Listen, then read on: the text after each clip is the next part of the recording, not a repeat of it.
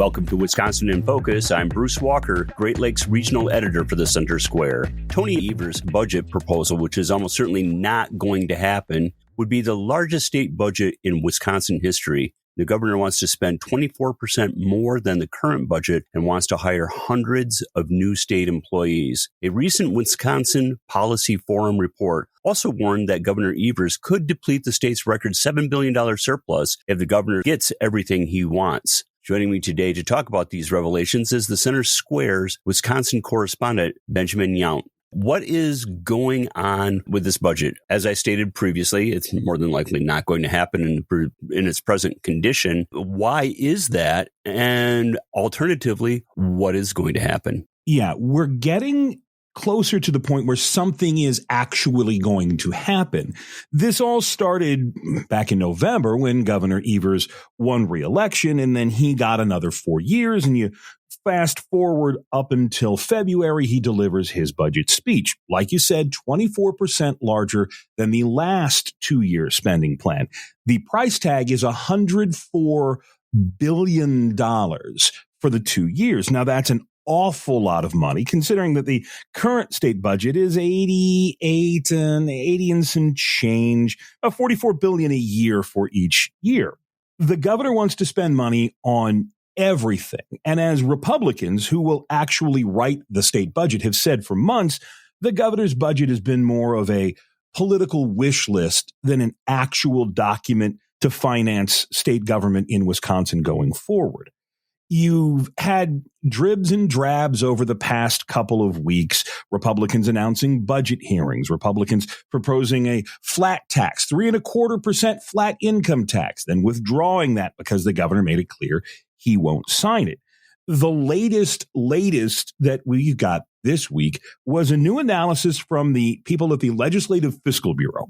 And as we wrote it in the story, there's no commentary about the governor's budget. They don't say this is a good idea or this is a bad idea.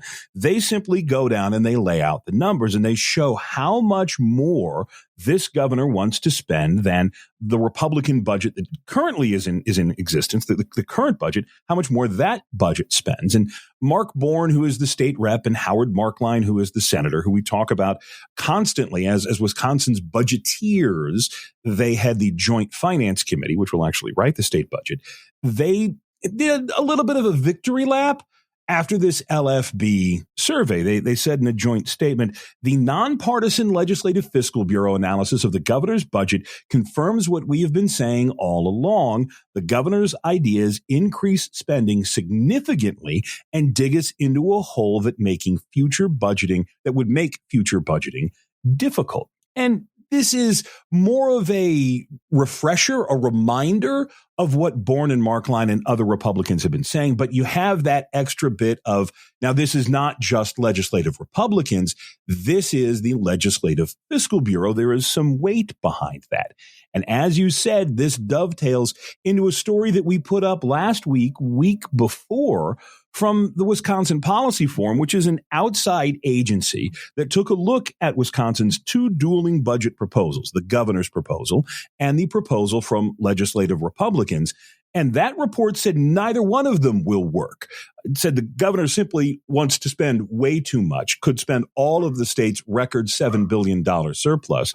But that same report also warned that if Republicans moved too quickly to cut the state's income taxes to a flat 3.25%, that too could jeopardize Wisconsin's record budget surplus. And the Policy Forum report makes it clear that we could be headed into some rocky financial times nationally. There's expectation of a number of business leaders about a recession.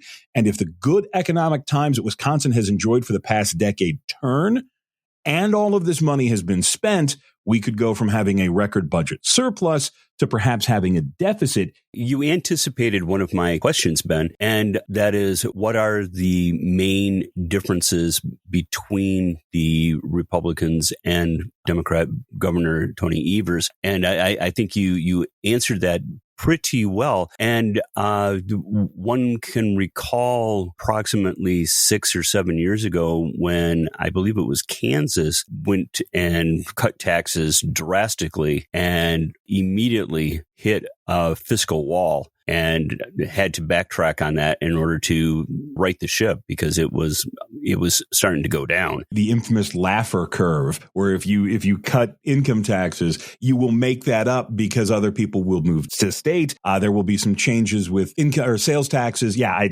Illinois talked about that, and the Democrats there shot it down. And look, there are a lot of people in Wisconsin who would love to go to not just a 3.25% flat income tax. There is an awful lot of support outside of the Capitol for a zero income tax. And that would, in addition to giving people a lot of their money back, it would make Wisconsin the only Midwestern state without an income tax. And while Wisconsin's not going to compete with Texas and Florida in terms of sun and sand, if all of a sudden just over the border from Chicago or just over the border from Minneapolis, two very high tax cities, you have a zero income tax state, there are an awful lot of people who say that would spur an awful lot of people moving in and economic activity here in the state. But no, you're right. There are a lot of places that do this. I don't mean to malign the Laffer curve in principle because there have been instances where it has proven to be absolutely true. But sometimes one can get ahead of oneself, make these changes too quickly, and the revenues don't have an opportunity to catch up. This is, you asked, what's the big difference between the Republican budget plan and the governor's budget plan? And you hit it on the head right there. That, okay, you can go ahead and change the tax rates. You can say we've got $7 billion that can finance 2 years of a transition for state revenues. But at the end of the day, you're still going to have to pay the people who work for the state of Wisconsin. You're still going to have to send money to the University of Wisconsin system. The roads need to be paved. The water needs to be tested. All of the things that state government does from the big to the small still need to happen. And so there is a lot of concern about growing those costs, as well as there's concern about shrinking the revenue for those costs. And the governor's budget would hire over 800 new people. He wants to send a lot of them to the embattled agencies, the Department of Workforce Development, which most Republican lawmakers will tell you did a terrible job during the coronavirus years when they just simply couldn't process people's unemployment claims. They would stop answering the phone at 4:30 while hundreds of thousands of people in the state went unemployed. The Department of Health and Professional Services, Department of Safety and Professional Services, DSPS, has been under fire for months because it takes months for everyone from dental hygienists to engineers to get their professional licensing, as many Republicans love to call it, the permission slip to work in the state. And the governor wants to send more bodies there, but you're absolutely right. If you hire people, you have to pay them, and you have to expect that they will work for their 20, 25 years and collect their pension after that. Well, the governor's focusing on growing the size of state government, both in the terms of the number of people who work. He also wants to grow the scope of what state government does. Republicans are mostly focused on tax cuts. They want to keep the status quo as much as they can. They are talking a little bit about this shared revenue, and they put it in terms of inflationary pressures. But Republicans at the Wisconsin Capitol, with their budget, really want to hold the line, figure out a way to give, as they put it, people their money back, and guard against the fears of a recession. And that's going to be the difference of about $15 to $20 billion over the next 2 years. What exactly that difference will be, we'll figure that out going forward, because another story I think we wrote earlier in the week, budget hearings begin next month, and that means the governor will probably have something to sign come May. Listeners can keep up with this story and more at thecentersquare.com. And you can go to thecentersquare.com for more stories by Benjamin Yount. This is Bruce Walker, Great Lakes Regional Editor for The Center Square. Please subscribe, and thank you for listening.